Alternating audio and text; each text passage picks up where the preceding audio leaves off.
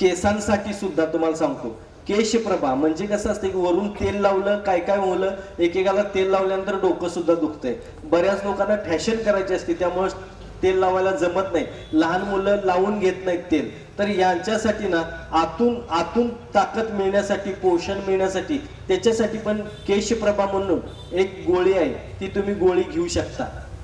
बघा हे करू शकता.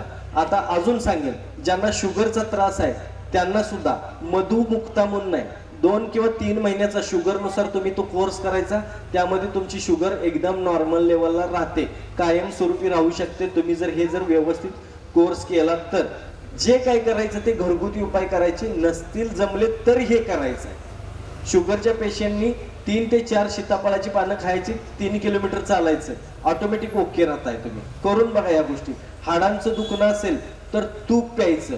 तुम्हाला अजून सांगतो, मध हे अमृत मानलं जातं बरं का, मधाला सुद्धा शास्त्रामध्ये. तर मध सुद्धा आपल्याला कमीत कमी अर्धा चमचा मध रोज खाल्ला पाहिजे.